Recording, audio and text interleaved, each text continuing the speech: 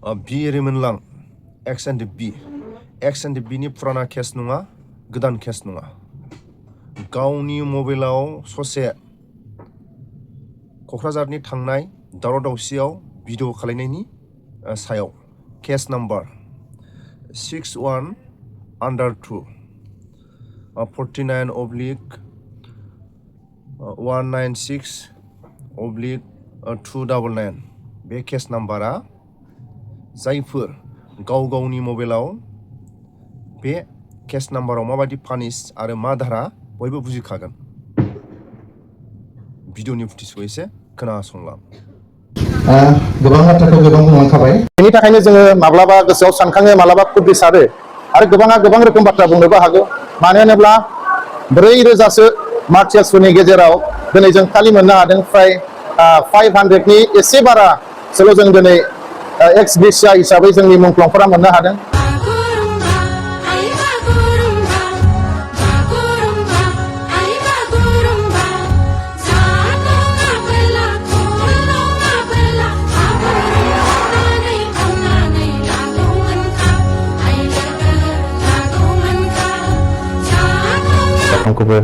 आङो आंनि गोसो गोरबोनिफ्राय अननाय आरो सिबिनायखौ जासिहरग्रोनाय थाबाय। आङो एक्सुवेलि गोरलैनिफ्रायनो मोनसे सिमां दङमोन। जोंनि गामिया जाहैबाय जोबथानाय हाग्रा सेरनि, मानास हाग्रा सेरनि। बै समनिफ्रायनो जों जेब्ला एसे बुजिजांदोंमोन, देरहांदोंमोन, बे समाव कुमारसालि बलांगुरिनि साहा कुमारसालि। ओमफ्राय जों जेब्ला फरायफुबाय थादों बे टाइमावहाय NDFB नि मोनसे दावहाया सोलिबाय थादोंमोन। गोबांथार बिदिनो गावलायनाय, बमा होनाय बायदि बायदि। बे समावहाय जोंनि साइडजोंहायनो गोबांथार NDFB फोर थायोमोन। बिथांमोननि जे मावनाय, बिथांमोननि जे हारिनि थाखाय जे नांनाय, बेखौ गोरलैनिफ्रायनो आं एसे आन्दाज खालामबोबाय थादों। फारसेजों आंनि जे बिमा, बेबो आंखौहाय एसे बोसोन होबाय थायोमोन आरो। सिमाङा बेनो दिनै जों बे गामि बा बिथोरियाव थानानै जों मा खस्थ' मोनबोदों। जोंहाथ' बुंनो थाङोब्ला गामि ओनसोलाव जेबो हालेवनाय थालेवनाय बिदि गैया। जाखिनि हा दं मैदेर दावदेरफोरजोंनो धंस' खालामफैजाजोबखायो। फारसेजों बिदिनो दै बाना फैबाय, हा खुरखाजोबो, जेबो जानो लोंनो जेबो गैया। गोरलैनिफ्रायनो हाग्रायावनो थानानै देरनाय बायदि आरो जों हाग्रानि बुस्थुफोर फानै फानै बिदिनो फरायबोनाय, खस्थ' मोननाय। माब्लाबा बिदिनो आंथ' गोरलैयाव गैयिनि थाखायनो न'आव थानोबो जायाखै। आंनि आबैमोनाव थानानै फरायदों आङो। गोरलैनिफ्रायनो बायदिसिना गुबुनावहाय खामला मावै फरायबोनाय आरो। थिग बेबायदिनो आबैनाव थानानैनो आङो मेट्रिक पास जादों। मेट्रिक पास जानानै आङो HS खौहाय बङाइगाव कलेजाव फरायबाय। बेनिफ्राय आङो डिग्रिखौ बिजनियाव लादोंमोन। बेनि उनाव 2007 आव आङो NDFB आव जइन जादों। बेनि सिगांनो आङो फरायफुबाय थानाय समावनो एटलिस्ट क्लास 9 फोरनिफ्रायनो आङो NDFB नि गोबांथार खामानि मावबाय थानो होदोंमोन। ओमफ्राय 2007 आव आं थांदों। ओमफ्राय 2007 आव ट्रेनिं लाखांनायनि उनाव आङो 2009 आव जेब्ला 2008 नि 15 डिसेम्बराव जेब्ला NDFB आव फेक्सन जायो, रन्जन दैमारि आरो गबिन्द, बेनि एसे उनावनो 2009 आव आङो रन्जन दैमारि जि दैदेननाय NDFB बे हान्जायावहाय आङो खारनानै थांदों। जेनेबा बेजोंहाय जानांगौ जाहैदों आरो। बेनि उनाव 2009 आव आङो भुटानाव थादों। भुटाननि मोनसे केम्प फिसा दङमोन जोंनिया, बानायब्रबनाय, बेवहाय आङो कामान्डारशिप लानानै थाबाय थादों। ओमफ्राय 2009 आगस्टआव आङो म्यानमार फारसे आवगायदों।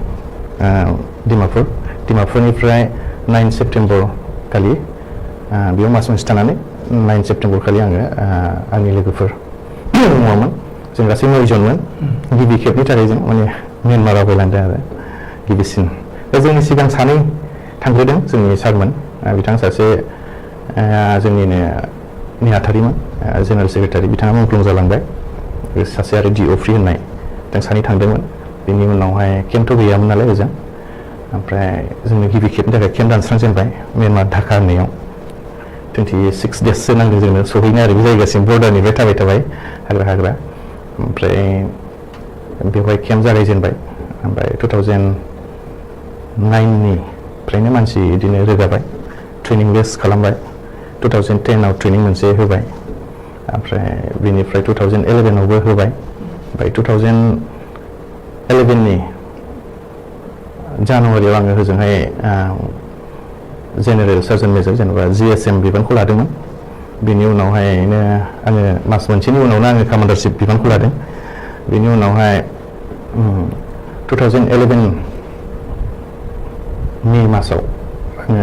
काउन्सिलनि बिबानगिरि जादों विमेन्स स्पर्ट्स सेक्रेटारि बेनि उनावहाय 2011 नि नभेम्बराव आङो म्यानमारनिफ्राय गिदिंबोफिननानै बेवहाय हादोराव थाफैबाय हादोराव थानायनि उनावहाय बिदिनो बे जायगा बिजनि ओनसोलानो जा जेसेबांनाखि जायगाफोर दं बिटिएडि बेयाव थाखोमा थानानै 2013 सिजफायारा जोंना जाबाय 29 नभेम्बराव बिनि सिगां रन्जन दैमारि साराबो गबाय ओमफ्राय बिनि उनावहाय आङो ओरैनो विमेन्स स्पर्ट्स सेक्रेटारिनिफ्राय नेशनेल काउन्सिलनि मेम्बार जाफिनदों बेयाव मेम्बाराव थानाय समाव आङोहाय डिसिप्लिनारि एक्सन कमिटिनि चिफ बिबानखौ होदों बेनिफ्राय बिदिनो गोबाव थाबाय बेनि उनावहाय फिन आंनो आरो विमेन्स स्पर्ट्स सेक्रेटारि बिबानखौ होफिनबाय बेनि उनाव आरो आङो स्पिकार बिबानखौ होबाय स्पिकार बिबानाव आङो लिस्ट बोसोरथामनि बारा नै दाख्लै सुक्ति जाजासिमाव आं थाबाय थादों नोंथाङा बुंदों म्यानमाराव थांनायनि खोथा डिमापुरनिफ्राय थांदों म्यानमाराव गिबि खेबनि थाखाय नोंथांमोन केम्प फाथिनो थांदों म्यानमाराव थांनाय समाव नोंथांमोना पुलिसनि जेबो मोगा मोगि जानो हायाखै नामा बे टाइमावथ' बुहुद दावराव दावसि एनडिएफबिआ गावस्राजेननाय नालाय ओमफ्राय बे टाइमावहाय दिमा हालाम दावा DSD बिथांमोना सिजफायार लाखोदानथार DSD माने दं जयिता मुसानि आरो दिलिप मुसानि बे मामोन बेखौ आं बुंनो दिलिप मुसानियानो जानो हागौमोन खोमा आरो जिखुनु बे टाइमावहाय बांद्राय स्ट्रिक्ट नंलामोन ओमफ्राय थांनानैहाय जोङो 9 जनमोन टटेल टाटा सुमो गंसेयाव गाखोनानै थांदों जों डिमापुरनिफ्राय सोरबा बे डिमापुर साथि होननाय मोनसे जायगा दं बेनिफ्राय गाखोबाय ओमफ्रायो मककसं होननाय मोनसे जायगायाव साब्रै दंहैग्रोखायोमोन आरो आंनि लोगोफोर बिथांमोना मुंख्लं जाबाय बिसानि खोथा गैया बिथांमोना म्यानमाराव हाबहैदों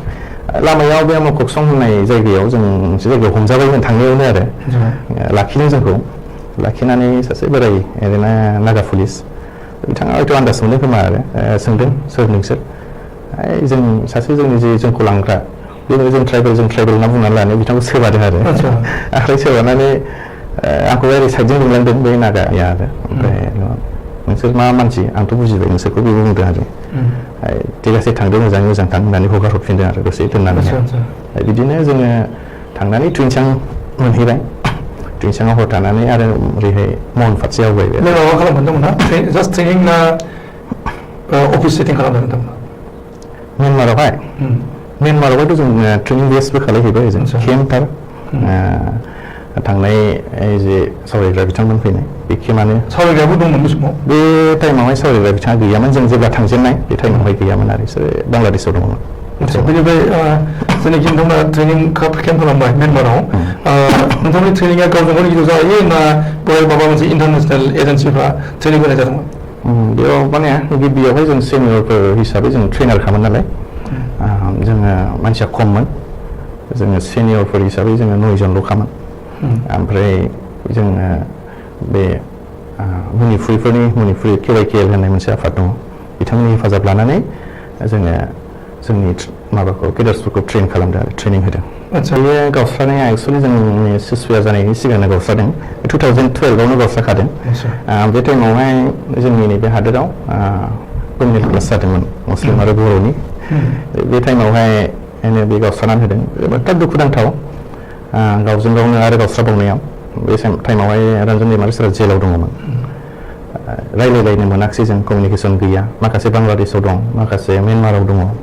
माखासे जोंनि हादोरावनो थाबाय सोरबा बायदिया नेपालावबो दङमोन बे टाइमाव ओमफ्राय गावजों गाव कमिउनिकेसन गेप जालायबाय गासै जों म्यानमाराव थानायफोरनो जोङो जोंनिफ्राय नांगौ बायदि जेबो हरनो हायाखिसै हादोरनिफ्राय जानाय लोंनाय माबा माबि थाखा फैसाबो बिराद प्रब्लेम जादों आं हजों थानाय हिसाबै आंबो मिथिगौ प्रब्लेमा बोरै जायो बेबायदिनो ओमफ्राय बुजिनो मोनाखिसै जोङो मबेनि थाखाय बेफोरबायदि जानानै आरो आफादा फेक्सन जाबावखो बे टाइमावनो जोंनिया जेलाव दङ गासैजों chairman vice chairman deputy army chief गासिबो जेलाव दिनैसिमबो दङ जोङो बे हादोराव बेसेबांनाखि दङ जों गोबां सावरायलायदों फननि गेजेरजोंबो ओमफ्राय म्यानमाराव रिप्लाइ हरफिननो थाखायथ' जोंहा फनबो थाङा जों सेटेलाइटनि थ्रुयै हरो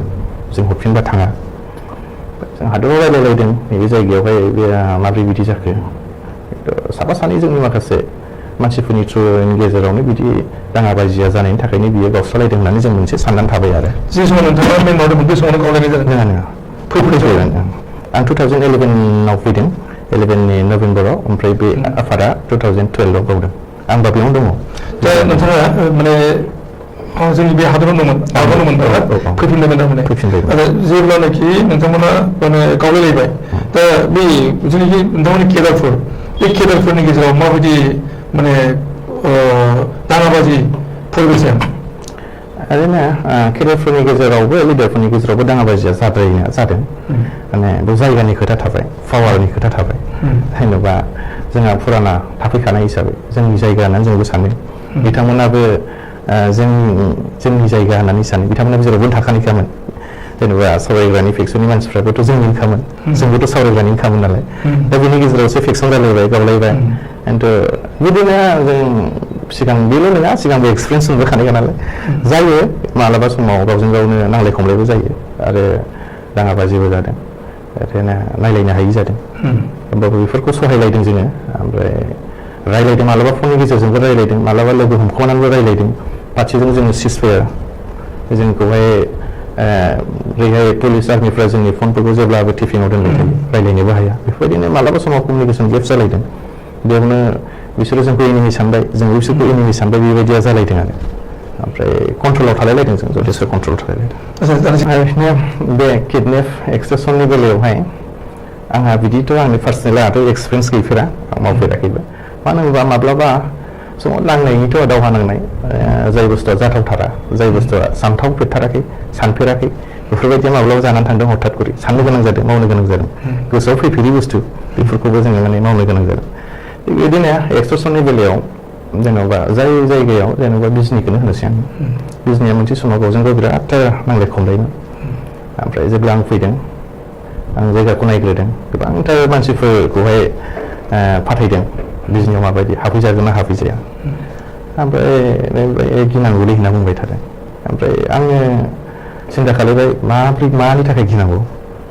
फैनानै आङो गिबियाव एक्सबिलिटिफोरजों लोगो हमफैग्रोदों गियोमोन आरो एक्सबिलिटिखौ जोंनि मानसिफ्रा ओमफ्राय बेनि उनाव एनडिबि सारेन्डारफोरखौ लोगो हमफैदों एनडिबि सारेन्डारफोरखौबो गियोमोन उनाव हाबनानै नायबाय जेबोथ' गैया जों सासपेक्ट खालायो बिथांमोना टाउनाव थायो जों हयथ' माबा मोनसे खालायगोन नामा आरो बिथांमोनाबो सानो बिथांमोना हाबफैब्ला हयथ' माबा मोनसे खालायगोन नामा बेबायदि साननाया थाबाय थादोंमोन आरो बेनि उनावहाय हाबफैबाय जेबो गैया रेसपेक्ट होलायदों बेनि उनावनो आंबो थांखोमादों जाहैखोमादों बिथांमोनाबो दोनदों बेबायदिनो जों सोलिलांदों फारसे जों बेबायदि जायगाफ्राव एफा मोजां जुदि जों फोथायलायनाय थानाय जायगाफ्राव जुदि जों आरो एक्सट्रैक्शन जुदि खालायोबा अब्ला जोंहा आरो गाज्रि जागोन होननानै बेफोरनि थाखायनो खालायनाय मानायफोरखौ बादा होदों आरो गुबुन जाथिफोरजोंबो गोबांथार बिदिनो रायलायखोमादों बिथांमोनाबो बुजिदों जाबाय गोदो जानानै थांबाय जोंबो बुजियो जों बेफोरबायदि सानला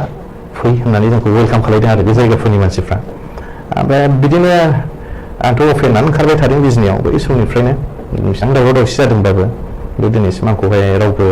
बे उमुक होननानै रावबो एदनानै होफेराखै आं सानो माने मोनसे कन्ट्रल एटमसफियार फ्रि सानलायलायनाय बियो जादों आচ্ছা बेनि उनावहाय रायजो राजानि गेजेराव नोंथाङा हाबदों रायजो राजानि गेजेरावहाय माने दा गोबां साया बुंनो नागिरदोंमोन जे माने डेभेलपमेन्टआ सोरबा मोनाखै बिनि मोनसा मोनसि दा बेफोरखौ नोंथाङा माबोरैहाय माने मेनटेन खालामबा बे मेटार खालामनो नागिरदोंमोन जेब्ला आं सिगांनिखौ आं जेबो बुंनो रोंला जेराव आंहा एक्सपिरियेन्स गैया आं गैयाबोमोन जेब्ला 2014 बेयावहाय जोंना एमपि जेननो गोनां जादों गिबि होमब्ला आं सिन्था खालामदों हाब माबोरै जाखो बेफोरबायदि एफा गोबावनिफ्राय जों मोनसे पावारखौहाय लाबोबाय थादोंमोन बे बुस्थुआ हरखाब मानि थाखाय गोमोरलांखो सिन्था खालायदों सोरजों रायलायदों बेफोरबायदि मोनसे जाबाय थादोंमोन आङो सिन्था खालायनानै आङो आंनि लोगोफोरखौ आङो बुथुमदों जों एटलिस्ट 30 जनसो 32, 33, 34 मालाबा 40 जन गाहाम जादों बे जायगाफोराव आं लिडारफोरजों रावजोंबो रायलाया होननानै गामिनि मानसिफोरजोंसो आं रायलायगोन होननानै आङो फ्राय जायगायावनो अल बिजनियावनो होनजायो आरो फानबारिनिफ्राय लानानै ओरै बिजनियावथ' आपटु कुथुबलिसिम होनजायो बे जायगाफ्रावबो आं सावरायलायदों मानि थाखाय मा जादों दिनै जों मानो जोंनि एमपिखौ खोमानो गोनां जायाखै जाय बुस्थुखौहाय बिटिसि जाय बुस्थुखौ जों बिटिसि होननानै बुंबाय थादों बिटिसिखौ मानो सोलायलायबाय थादों बिटिसिआ जाहैबाय जोंनि थैनि बदलै मोननाय मोनसे फिसा एरेन्ज जायगा दा बे बुस्थुखौहाय जोङो मोजाङै आवथायनानै दोननांगौआ जोंनिनो दायथ'। दा बेनि बेलायाव बेखौनो गावजों गाव आरो सेरायलायनानै जुदि गाज्रि खालायनानै लायोब्ला मा जागोन होननानै जों सावरायलायबाय थादों। नोंथांमोनाबो सानदो, आंनि बायदिब्ला नोंथांमोननि सायावसो, जोंथ' नांग्रासो, जोंथ' सालायग्राबो नङा, जों नांगोन, जों नांनानै होफैगोन, सालायग्राफ्रा सालायबाय थागोन, जों मोजां सालायनायखौ लुबैयो, गावजों गाव बेफोरबायदि जानायखौ लुबैया। बेफोरबायदिनो सावरायलायबाय थादों पाब्लिकफोरजों, पाब्लिकफ्रा मोजां मोनदों, हाबनो हाथावि जायगाफ्रावबो जों हाबदों। ओमफ्राय फ्राय जायगाफ्राव जोंनोहाय पाब्लिकफ्रानो मोजां मोननानै रायजोफ्रा ओंखाम जाहोदों, ज'नो खुरनानै होदों गामिनि मानसिफ्रानो बेफोरबायदि। उनाव बेनिफ्राय दाब दाब जायगायाव बेरायनायनि उनाव अबेबा जायगायाव जोंखौ लिंहरलायनायसो जाबाय आरो फै, बुजायफै मानसिफोरखौ। माने बे टाइमाव गामिफ्रावबो गावजों गाव सैलायलायि जाजेनखाबायमोन आरो बे टाइमावनो, जे बेनि हाबा जाबाबो बे थांदेरलाया, बेनि हाबा जाबाबो बे थांदेरलाया, बेबायदि सिस्टेम। बेफोरखौ जों बुजायबोदों। दिनै जों बेफोरबायदि जायोब्ला दावहा नांग्रा हान्जाफोरखौ नोंथांमोना माबोरै हेफाजाब होनो हागोन? बिदिबाथ' जों नोंथांनि जायगाफ्राव थाखोमा फैनो हानाय नङा। जोंथ' बुंनो थाङोब्ला नोंथांमोननि जायगायावनो थाखोमा थाग्रा मासे नासो जोङो, नोंथांमोनाथ' जोंनि फुख्रि। नोंथांमोनानो जुदि रानोब्ला फुख्रि जानानै, होमब्ला बे दावहा नांग्राफ्राथ' निस्सय जोंखौहाय बे दाउब'फ्रा जालांजोबखागोन ना, बेफोरबायदि बाथ्रा बुङै जोङो जायगाखौ फोसाबदोंमोन। दिनैहाय जों बेबायदिनो बिनि थ्रुयैनो जों थांनानै थाबोदों, मोजाङै दङ आरो दिनैसिम। सुक्ति जाबाय, बिटिआर सुक्ति थांनाय 27 जानुवारि खालि। बे बिटिआर सुक्ति जानाय समसिम नोंथाङा माने गभर्नमेन्ट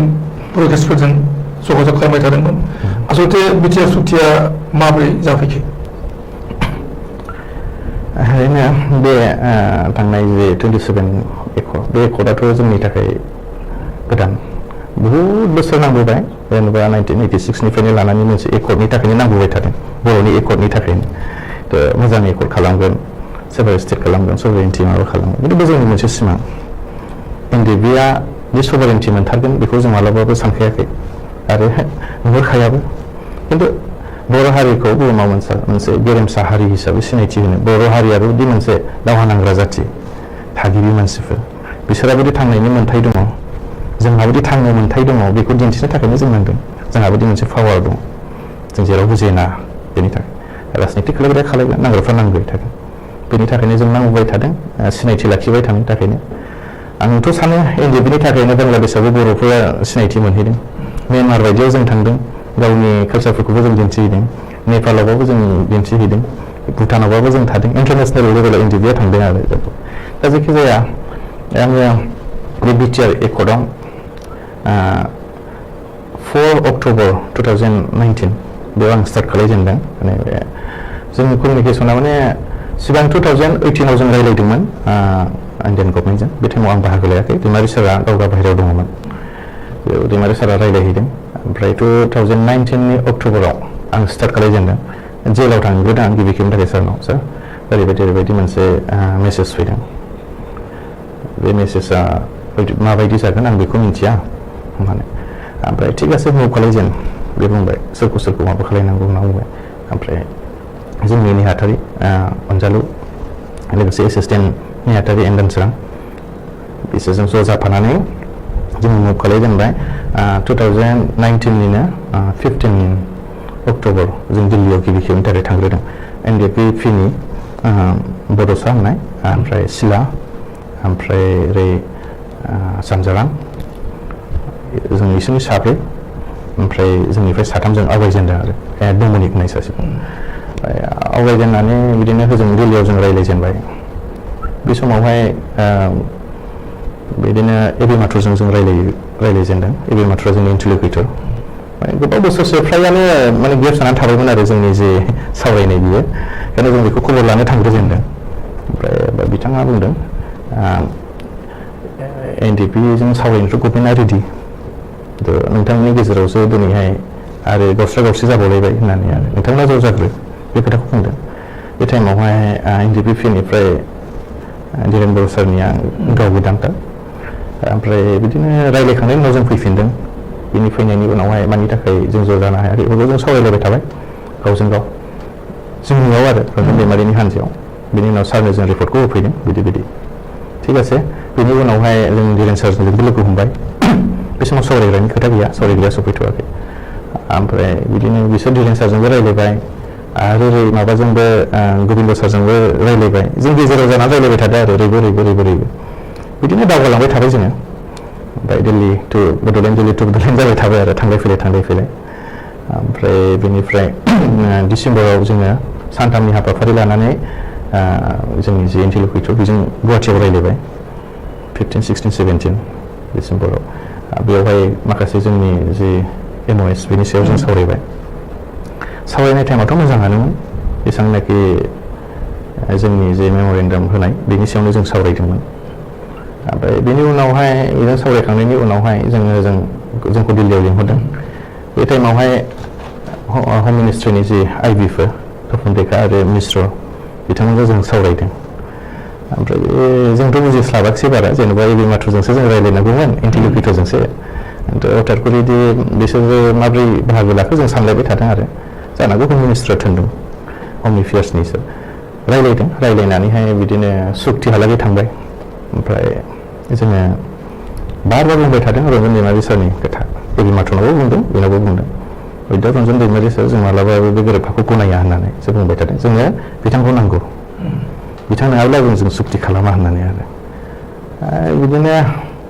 सुक्तिथ' खालायथारनोसै होननानै जों मिथिबाय ओमफ्राय दैमारि सारखौ मानो बख'वा बेखौ जों बुंबाय थानाय जादों आरो बेनि उनावहाय दैमारि सारखौहायबो बख'नायनि खोथाखौ होबाय जोङो सावरायबाय थाबाय बेनि उनाव एकर्डआ माबायदि जामारगोन बेखौबो जों बारा हमनो हाया जादों सावरायबाय थादों रायज्लायबाय थादों ओमफ्राय जेब्ला जोङो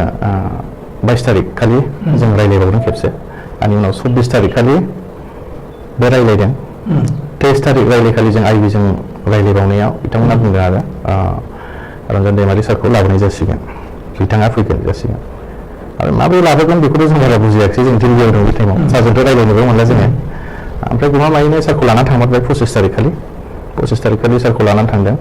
ओमफ्राय बिथाङा 26 तारिखनि फुंनि 3टायाव सहैदों थिग बिदिनो फुंनि 10टासोआव हम मिनिस्ट्रिनिफ्राय फैबाय मानसि तपन डेका आरो मिश्र जों जयैनो सावरायलायबाय दैमारि सारजों सावरायलायबाय 26 खालि सावरायलायदों आरो जि क्ल'जफोर दं बेखौ फट फरायनानै खोन्थाबाय सावरायलायबाय माब्रै ओमफ्राय दैमारि सारखौहाय खावलायबाय थादों 10 बारसो खावलायदों मिश्रआ तपन डेकायाबो नोंथाङा साइनखौ होदो नोंथाङा अननानै गाबोन साइनखौ हो होनना बुंबाय थादों आरो दैमारि सारा बुंदों दि बेयाव माने जों सावरायग्रोनि जोंनि टिमजों जों सावरायग्रोगोन होनबाय थादों आरो ओमफ्राय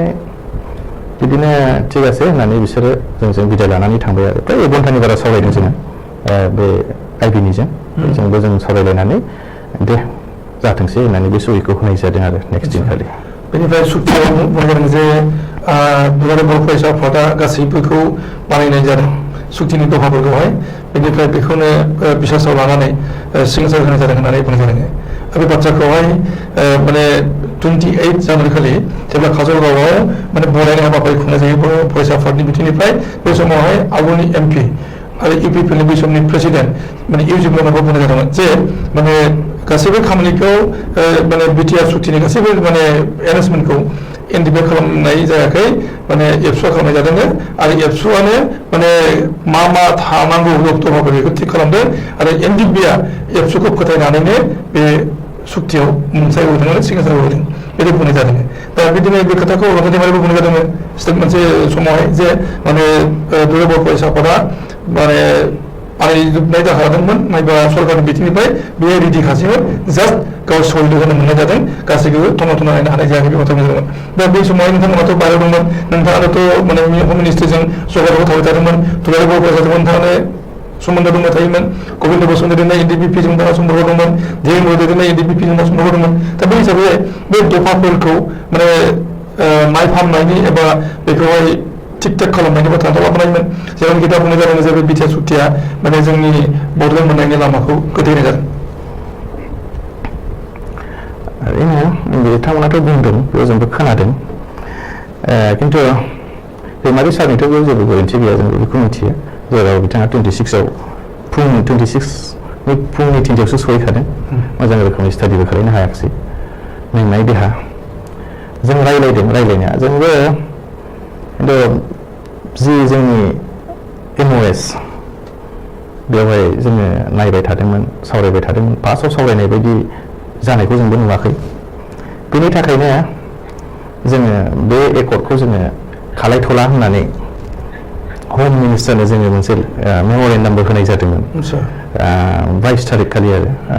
22 जानुवारि खालि खिन्थु बेखौ गनायाखिसै माने बिथांमोननि एबसुनि जे माखासे दफाफोरखौ जों बांसिन नुनाय बायदि जादों दा माबोरै बे एकर्डखौ खालायगोन बिनि सायावथ' जों एबसुजों NDP मोनब्रैजों एबसुजों बेफोरबायदि सावरायनाय खेबसेबो जायाखै बेयाव गोदाव सोराव जानानै थानानै थादों आरो बिथांमोना मा रायलायदों जोंजों मा रायलायदों बिनिबो जेबो कमिउनिकेसन गैया बिदि जालायदों ओमफ्राय बिथांमोना दि बुंदों एबसुनिखौ फोथायनानैनो जे रन्जन दैमारिया नायालासे साइन होदों होनना बुङो बे बिसिनि खोथा सानदोंफोर हयथ' बिदिनो होबाय होननानै खिन्थु ओरैनो आं जेरैबायदि बुंनाय 26 तारिखआव जों रायलायदों सावरायलायदों जोंजों सावरायफैलायदों एबसुजों सावरायग्रोआखै एबसुजोंहाय जोंजों सावरायखांनायनि उनावसो सावरायहैदों गोविन्द सारमोनजों सावरायलायदों खिन्थु माखासे समावहाय जे बे दफाफ्रा थिग जानाय नङा होननानै जों सावरायबाय थादों धीरेननिजों सावरायग्राखौबो जों लोगो मोना सावरायग्रामोना गुबुन जायगायाव दोनजानाय जों मोननै हान्जायाव ज' थाबाय थादों फारसेजों ओरैहाय गोविन्द आरो एबसुजों ज' थाबाय थादों दा बिथांमोना मा रायलायदों जों मा रायलायदों बेजों जेबो माबा थायाखै आरोखि आलदा आलदा जालायबाय थाबाय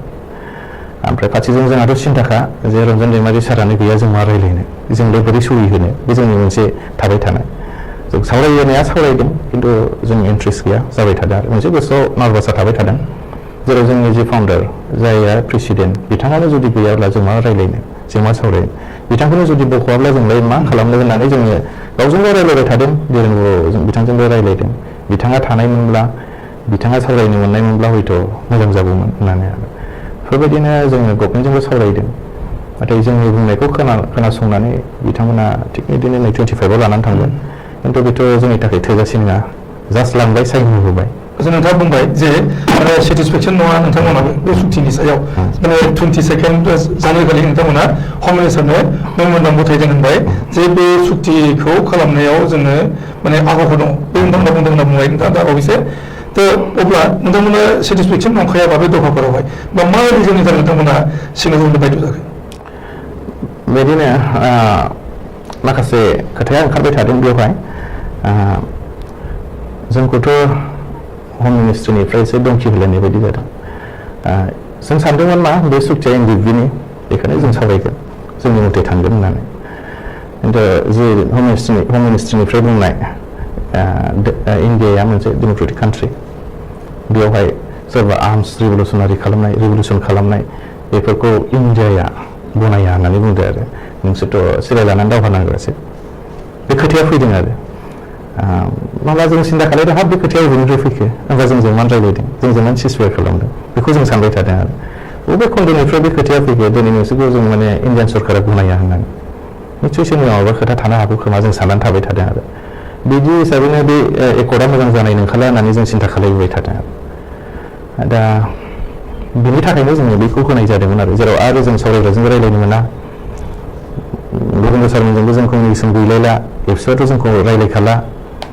खेबसेबो रायलायाखै माबायदि जामारगोन बेनि सायाव दा बेफोरबायदिनि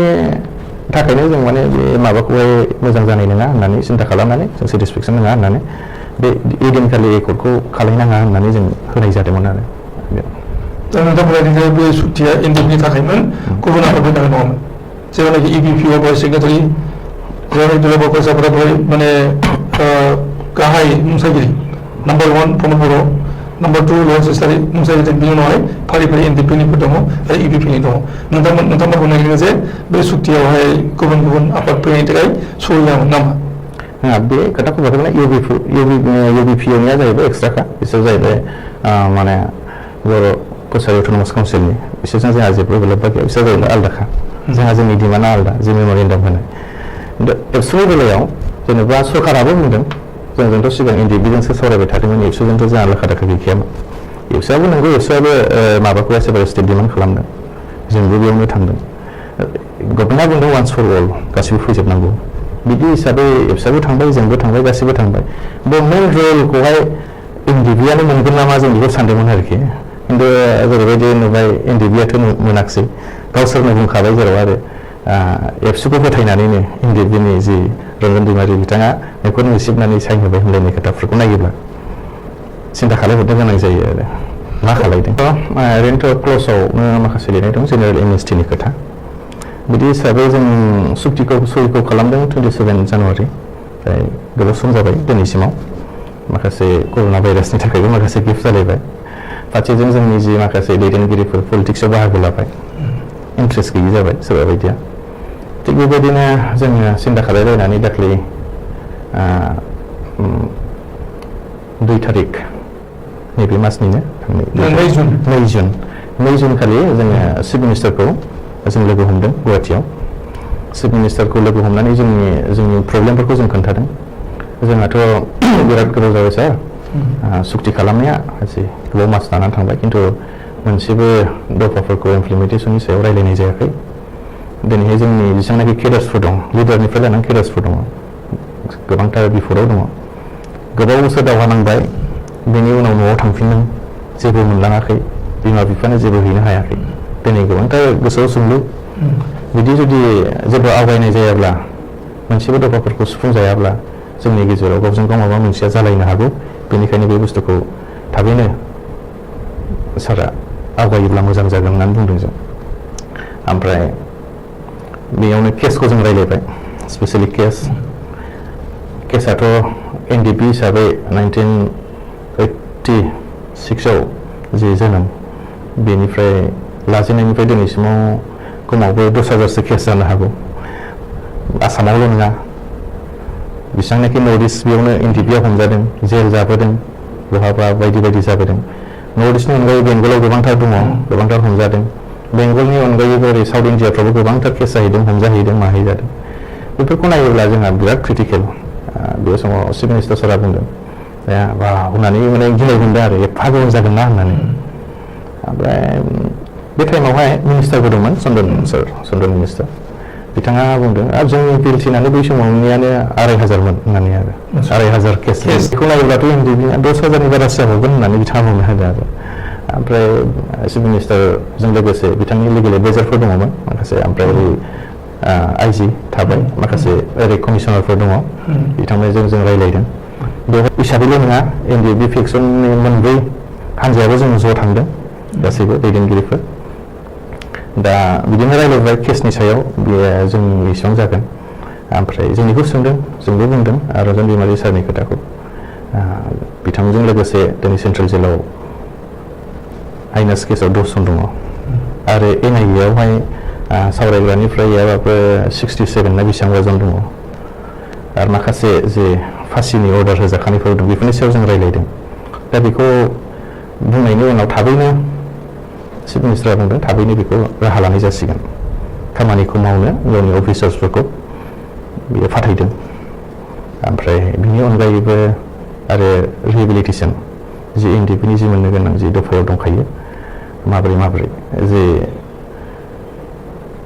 रिक्रुइटमेन्टनि खोथा फेयार रेजिमेन्टआव हरनायनि मानायनि बेनि सायावबो सावरायदों थिग আছে बेखौ थाबैनो खालायनाय जासिगोन रायलायनाय जासिगोन गभर्नमेन्ट अफ इन्डियाजों बे खोथाखौ होदों आरो लोगोसे मार्टियासफोरनि सायाव सावरायनाय जादों बेखौबो थाबैनो जोंनाव लिस्टखौ होदों जों एसे उनावनो बेखौ होनाय जागोन होननानै बिथांखौ जों रादाय होबोदों बेबायदिनो जोङो 2 तारिख जुनाव जों सावरायनाय जादों आरो बेबायदिनो दा समाव बिटिसिनि बिसायख'थिनि थाखाय दुम दाखाल रायजो राजानि गेजेराव गासै पलिटिकेल पार्टिफोरा गावबा गावनि दोलोखौ देरहाहोनांगौनि थाखाय गोबांथार बानबुंथि होबाय थादों नोंथांमोननि गौथुमा मा रल प्ले खालामदों ओरैनोथ' जोंनिफ्राय एनडिपि स्पेसियेलि एनडिपि हिसाबै पलिटिकेल जाहाथ' एनडिपि हिसाबैथ' जोब्बाय डिजल्भ जाबाय डिसबेन्ड जाबाय दा थेवब्लाबो जोङो एक्स हिसाबै दङ आफाद हिसाबैनो दङ बिदि हिसाबै जोङो सावरायलायदों पलिटिकेल हिसाबैथ' जोङो मोनसेजोंल' सावरायाखै मोननै मोनथाम हान्जाजोंबो जों सावरायलायदों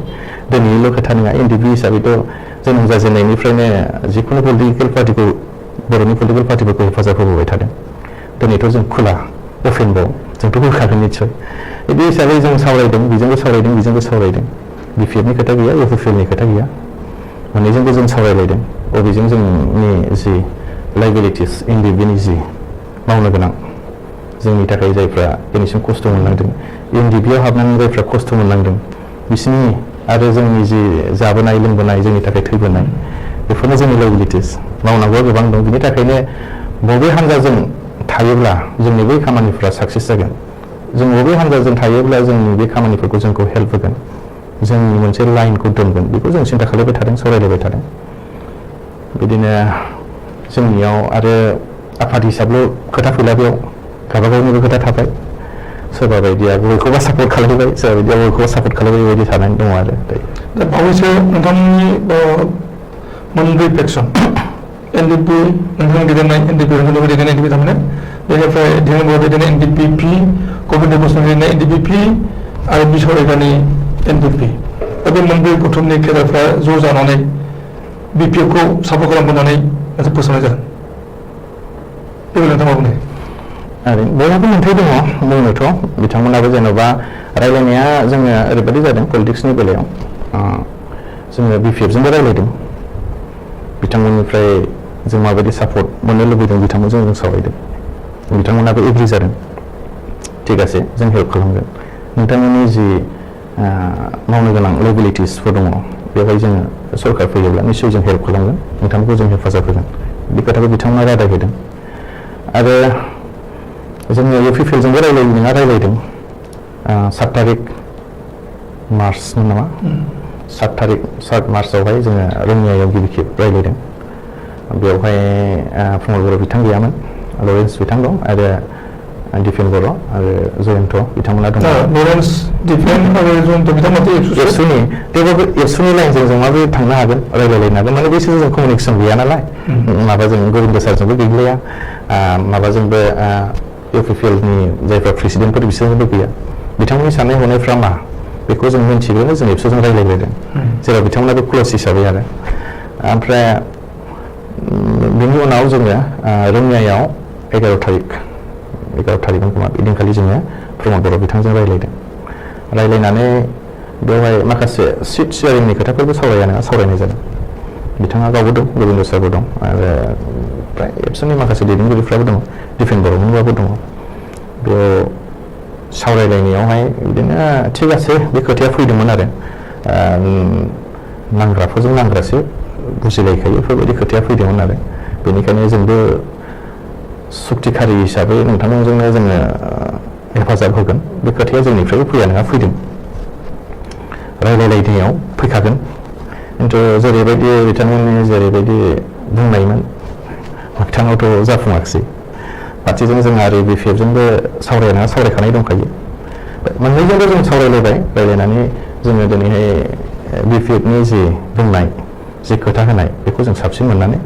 नंगौ बिथांमोनानो जोंनि जि लाइबिलिटिस बेखौ मावनायाव हेफाजाब होगोन आरो हाग्रामाया जाहैबाय सासे नांग्राखा, बेखौबो दावहारु हिसाबै दावहारुनि दुखु खस्थ'खौ दावहारुआसो मिन्थिगोन, नांग्रायासो मिन्थिगोन, जेराव बिथाङाबो खस्थ' मोनगोन हाग्रा बंग्रा थानानै, जोंबो हाग्रा बंग्रा थानानैनो फैनाय, बिदि हिसाबै बिथाङा निसय बुजिगोन जोंनि दुखु खस्थ'खौ आरो जोंनि जि मावनो गोनां, जेराव बिथाङा एक्सपिरियेन्सबो मोनबोखाबाय, बेनिखायनो बिथांखौनो जों हेफाजाब होगोन होननानै जों मोनसे डिसिसन लानानै दिनै बे खोथाया ओंखारनाय जादों। नोंथांनो कसुगाव बियाबाव एमसिएलएनि अफार होदोंमोन बिपिएफआ, नोंथाङा लायाखिसै? ओरैनो बेयाव अफार होनाया जाहैबाय नंगौ नङा, अफारखौलाय होदों ना माथो आं बेखौ बुंनो हाला, जिखुनु आंनि नामा ओंखारदोंमोन, होदोंमोन, ओमफ्राय आंहा बेवहाय एसेबां इन्ट्रेस्ट गैया, पलिटिक्सआव जेन'बा आफादनि सासेबो सोद्रोमाफ्रा, रन्जन दैमारिनि सोद्रोमाफ्रा जेरावबो गैखाया, बिदि गैयि हिसाबै आंबोथ' बै असिना जायगायाव आंबोथ' थांनानै गेलेहैनांगौआबो गोरलै नङा, जेराव आंनि बेवहाय रावबो बिमा बिफाबो गैया, बिदा फंबाय गैया, बाय बाहागि गैया, आंखौ सिना जानाबो गैया, बेनि थाखायनो आंहा मोनसे प्रब्लेमबो जादों, फारसेजों आङो इन्ट्रेस्टबो गैखाया, जेरावहाय जोंनि जि एकर्ड बिटिआर एकर्ड, बे बिटिआर एकर्डखौ इमप्लिमेन्टेसन जायागौमानि बेयाव जों बाहागो लाथ'ला होननानै जों सावरायदोंमोन। फारसेजों बेसेबांनाखि लाइबिलिटिस मावनांगौ दं, जोंनि जि दैदेनगिरिफोर बिथांमोनाथ' जोंनि साइडनिफ्राय जेलावसो दंखायो, जोंबो जुदि आरो बे पलिटिक्सआव बाहागो लानानै जुदि माबा खालायोब्ला होमबा सोर मावनो बेखौबो जों सिन्था खालामदों बे सिन्था खालामलायनानै दे थाथ'थोंसै उनफोरनियाव माबाफोर जायोबा माबा बाहागो लानो हागोन होननानै गावखौनो सिन्था खालामनानै आं थाफिननाय जादों आरो बिटिआर सुक्तिखौथ' खालामबाय बिटिआर सुक्तिखौ बर' फरायसा आफाद आरो गुबुन फसंथान NDPP बिथांमोना मोजां होननानै बुंदों नाथाय नोंथांमोनहा माने साइड जानानै बुंदों जे बेवहाय बर'फोरनि गाननाय उखैनाया फोरोंफुंनायनि जेबो बेबस्था गैया बिटिआर रेकर्डआ ओरैनो नायोब्ला बांद्राय जोंनि जेसेबांनाखि नांदों जि सिमांखौ नुनानै जों नांदोंमोन बिनि थोजासेथ' नंखाया संकस्त सुदियानि खोथायाथ' बे फैखायाखिसै NDPनि जानानैथ' गोबांथार जायगानिफ्राय नांदोंमोन बिथांनि थाखाय जों थोजासे जेबो लाबोनो हायाखिसै बे जोंनि मोनसे दुखु दिनैहाय बे BTEDनि मानसिफ्राल'थ' NDPआव नाङाखैमोन गलाघाटनि नांदोंमोन गुबुन गुबुन जायगाफोरनि नांदोंमोन आरो बिथांमोननो जों जेबो होफैनो हायि बायदि जाबाय थेवब्लाबो जोङो बिटिआरआव जेसेबांनाखि दफा दङ बियो फारि फारियै जुदि इमप्लिमेन्टेसन जुदि जालांजोबोबा बेयावनो थोजासे नङाब्लाबो सन्तुष्ट जानानै थानोसै होननानै जों दिनैसिम दङ आरो बिटिआरखौ सुक्ति खालामनायनि थाखाय दाय होनानै गोबांथार सुबुङा खुद्रिनाय फोरमायदों आरो माखासे दैदेनगिरिमोन जे समाव बिथांमोना बड'लेण्ड सोमावसारनायनि गिबि हाबाफारिखौ बाजायजेनदोंमोन बै दैदेनगिरिमोना दा समाव बड'लेण्ड मुभमेन्ट खालामनो थाखाय जानजि खाफ्रादों लोगोसे नोंथांमोननि लोब्बाय बुथुम होनना बुंनांगोन मानो होनना बुङोब्ला बिथांमोना नोंथांमोननि थाखायनो गोबांथार माने मिशन लादोंमोन PDMB people's democratic movement for Bodoland आरो people's joint action committee for Bodoland movement बिथांमोना गोदानै बड'लेण्ड मुभमेन्ट सोमावसारनो थाखाय जानजि खाफ्रादों नोंथांमोननि रावा ओरैनोथ' जोंथ' नांनानै बिटिआरखौहाय जों एकर्ड खालामबाय बे जों खिन्थु बिथां पिपुल्स जयेन्ट एक्सन कमिटिमोन आरो PDMB बिथांमोनाबा मानि सिस्टेमनि थाखाय मा नांफिनो सिन्था खालामदों बेखौथ' जों दा बुंनो हाथ'ला हयथ' बिथांमोनाबो बिटिआर गोरोबथियाव हयथ' गोजोननाय गैया मोजांखौ नुवाखै खोमा खिन्थु दिनैसिमबोथ' जेबो इमप्लिमेन्टेसनानो जाथ'वाखै बेवहाय जाजोबोब्ला माबायदि जामारगोन बेखौथ' जेबो नुथ'वाखैनो बिदि हिसाबै बे साननैनि गेजेरावनो जुदि बेखौहाय आरो डिसिसन लाफिनोब्ला हयथ' निस्सय मा जागोन बेखौ जों जेबो बुंनो हाया जोबथारनाय कुइसन नोंथांमोननि गोबांथार केडारा बुंङोब्ला नोंथांमोननि केडार मोना दिनैनि समाव BPF खौ सापर्ट होनो लादों फैगौ बिसायख'थिनि थाखाय BPF आ जेनेबा UPPR जुदि देरहाबोयोब्ला सरकार जाफैयोब्ला नोंथांमोननि थाखाय जारला जागोन बे जेननाय देरहानायनि बेलायावथ' बिदि जेबो थानो नाङा जेनेबा जोङो BPF खौ सापर्ट खालामबाय जोंनि थाखाय जायहा जोंखौ साबसिन सापर्ट खालामगोन होननानै खोथा होदों बेजों जों थांदों दिनैहाय UPPL आ देरहायोब्ला बिथांमोनाबोथ' मोनसे सुक्तिखारियानो बिथांमोना देरहाबा बिथांमोनानोथ' मावखानांगोन बेवहायथ' जोंहा जेबो बुंनांगौ गैया बिथांमोननि खोथा जोंखौ माबा सानो ना मा मायो बिसोरनि खोथा आरो जोंहा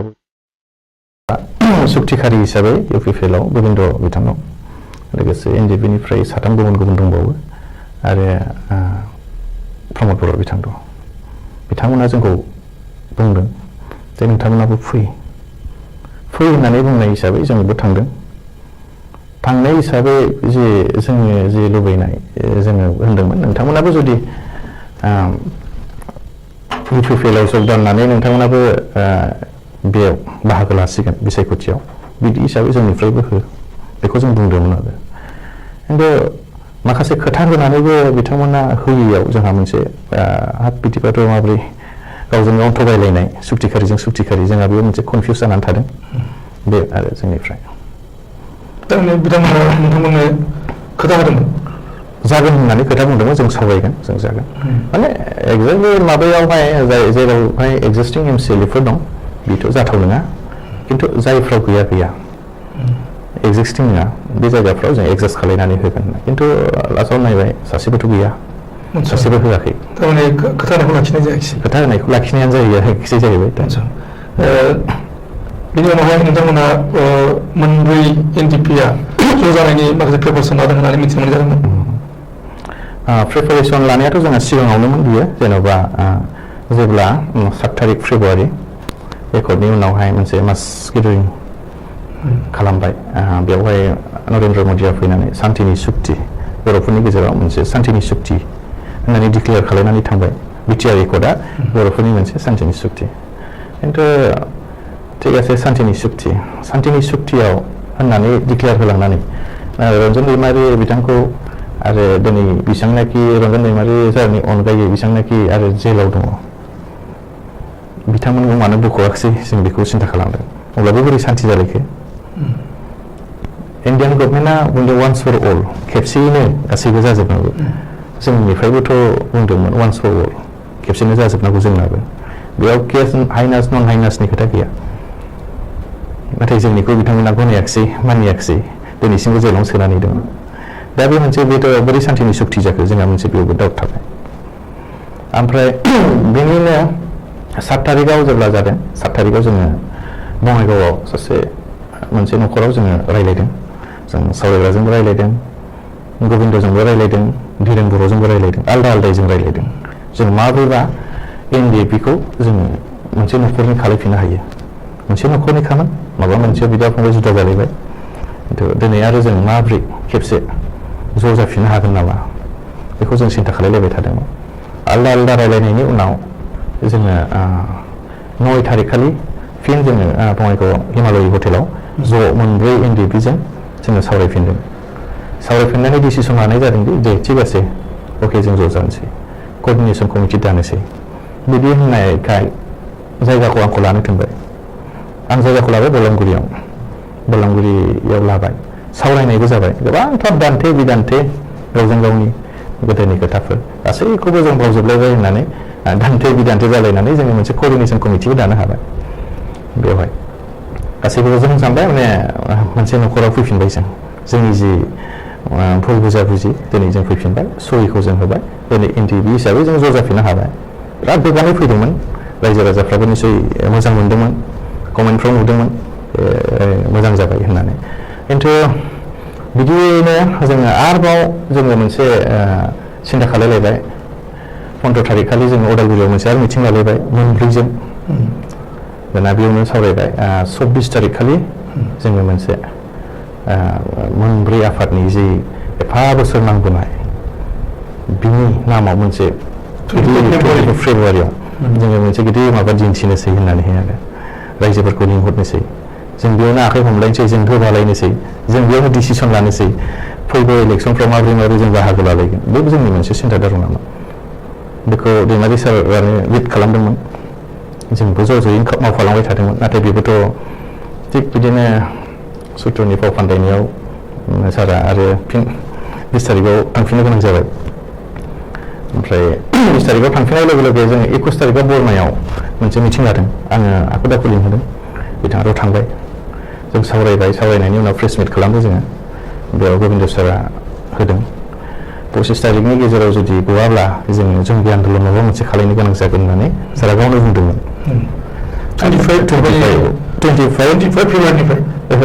मार्चनि खोथा जाहैबाय फेब्रुवारि बेवहाय ओमफ्राय माने साराथ' 20 तारिखआव लांजाबाय 21 तारिखआव जों मिटिं खालायबाय 25 तारिखआव जोङो डेडलाइन होबायमोन आरो खिन्थु बेखौथ' गैया जायाखिसै ओमफ्राय बिनि उनावहाय जोङो आरो मिटिं लाबावबाय बेयावथ' गबिन्द सारा नुजाहैयाखिसै बिसिनिफ्रायनो सफैयाखिसै आरोखि एनडिएफबिनिफ्रायनो सफैयाखिसै जों सिन्था खालायबाय बेयाव माने गबिन्द सारा बे टाइमावनो जों एफा रायलायदोंमोन जे रावबो बिपिआव थांनो मोना इउपिपिएलआवबो थांनो मोना कोअर्डिनेशन कमिटियाव सावरायागौमानि बे थांनो मोना जों एनडिएफबि हिसाबै जों न'खरसेनि जाग्रोनि बेनि उनाव जों पलिटिक्सखौ सानगोन नाथाय जों रायलायनाय खोथाखौ सिफायनानै गबिन्द साराथ' सिगां गावसो माने इउपिपिएलआव हाबहैग्रोबाय माने जोंहा बेयाव फोथायनाय गैयि जाबाय बिनि उनावहाय बिदिनो मिटिं लिंबाय बेयाव सहैयाखिसै बिसोरो सहैयाखिसै जेनेबा ओमफ्राय साराबोथ' जेलावनो थाबाय दा मा खालायबावनो कोअर्डिनेशनाथ' दा दंबावो बेबायदि जानानै थाबाय दा जोङो बेनि थाखायनो जोङो दाख्लै 2 तारिखआव जे चिफ मिनिस्टारजों रायलायदोंमोन चिफ मिनिस्टारजों 2 तारिखआव रायलायखांनायनि उनाव जोङो बेयाव मोनब्रै एनडिएफबिखौबो जों ज' नुबाय गबिन्द सार आरो सानजारां सार बिथांमोननि एबसेन्सआव गबिन्द सारनिफ्राय माखासे बिबानगिरिफ्रा सहैदों बेयावहाय जों ज' सावरायदों चिफ मिनिस्टारजों सावरायदों माबोरै जोङो जोंनि रिहेबिलिटेसन केसेस बायदिसिनाफोरखौ जों माबोरै आवगायलांनो हागोन बोरै फोजोबलांनो हागोन बेनि सायावनो मेनलि जोंनि सावरायनाया बेनि अनगायैबो जोङो मैयासो जोङो बेवहाय आरो जों लोगो लाबावदों कमिसनार आइजि बिथांमोनखौ जों हिरेननाथ बिथांमोनखौ जों लोगो लादों बोरै केसफोरखौ जोङो माबा खालामनो हागोन होननानै बेयावबो जों एनडिएफबि मोनब्रैजोंनो जयैनो लोगो लादों हिरेन बर' सार दङ सावरायग्रा बिथां दङ जोंनिफ्रायबो दङ एनडिएफबिनिफ्राय आरो एनडिएफबि दैदेनगिरिफोर दंहैयो आरो बेबायदिनो जोङो आरो लोगो हमबावगोन जों बेबायदिनो खोथा होबावदों आरो जोंनि जेसेबांनाखि केसफोर दं बेखौ जोङो मोनसे डेट लानानै बेखौ जोङो साबमिट खालामसिगोन आरो दायो गोबांथार जों सावरायबाय आरो गोबांथार सावरायनो दंबावोमोन नोंथाङा इयुन समाव मा जानो सानदों जे नोंथाङा दिनै एनडिएफबिनि माने स्पिकारमोन थांनाय 9 मार्चखालि नोंथांमोना डिसबेन्ड खालामबाय नोंथाङा दा साधारन मानसि जानानै दङ नोंथाङा राजखान्थिनि थिलियावबो आगान होआखिसै नोंथांनो एमसिएलएनि सिट अफार होदोंमोन नोंथाङा बेखौ लायाखिसै नोंथाङा मा जानो हास्थायो उन जिउआव ओरैनोथ' आंनि दानि जे सोलिबाय थानाय बे समाव आङो जिखुनु बबे राजनैतिक हान्जाखौ हेफाजाब होखागोन जाय राजनैतिक हान्जाया एनडिएफबिनि खामानिखौ आखरे मावगोन जि बिजेपिखौनो थांफागोन आरो आंनि दानि जि साननाय बे जाहैबाय रायजो राजाफोरजों सिथाबनानै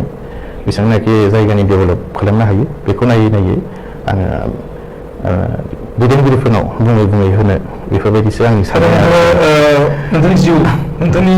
जिउखौ माबायदि खालामनो नागिरदों जे नोंथाङा खेथि खालामगोन ना फालांगियाव नांथाबगोन ना समाज सिबिनायजों थाफानानै नोंथाङा जिउखौ खांनो नागिरदों दाथ' बेखौथ' आं दा जेबो बुंथ'नो हाला जेनेबा आंनि जि खामानि मावनांगौ एनडिएफबिनि खामानियानो दिनैसिमबो जोबाखै सानफ्रोमबो ओरै थांलाय ओरै फैलाय न'आवनो थानो मोनै बायदि जाखायो जेराव जोंहा मावनांगौ गोबां दङ केसनि खोथा थाबाय आरो 36 इयार्स 35 इयार्स नांनाय बेनि लाइबिलिटिसनि खोथा थाबाय गोबांथार मार्टियार्स जानाय गोबांथार बुख्रुब जानाय सोरबा लेंग्रा लेंग्रि जानाय बेफोरनि सायावबो बिजिरनो गोनां जायो आरो जोंनि केडार्सफोरनि सायावबो बिजिरनो गोनां जाबाय बेफोरखौ माबे लामाजों नोंथाङा एनडिएफबिनि जेनाखि मावनो गोनां खामानि थाबावनाय बेखौ मावफुंनायनि उनावसो गावनि जिउ खांनाय बाथ्राखौ साननो हागोन बुंनो नागिरो दा बेनो आंनि सानो एनडिएफबिनिखौ फार्स्टआव आं एनडिएफबिनिखौनो सिन्था खालामग्रोदों आरो जेखि जाया आं एनडिएफबिनि थाखायनो मावग्रोदों जोबोद गोजोननाय बाथ्रा नोंथाङा गावखौहाय सेक्रिफाइस खालामगासिनो दङ हारिनि थाखाय आरो फैयै नोंथांमोननि गेजेरजों सुक्ति जानायनि उनाव नोंथांमोना सेटिसफेक्सनाव गैया बेनि उनाव नोंथांमोना गोबांथार केडारफोरा जेल खानायाव दङ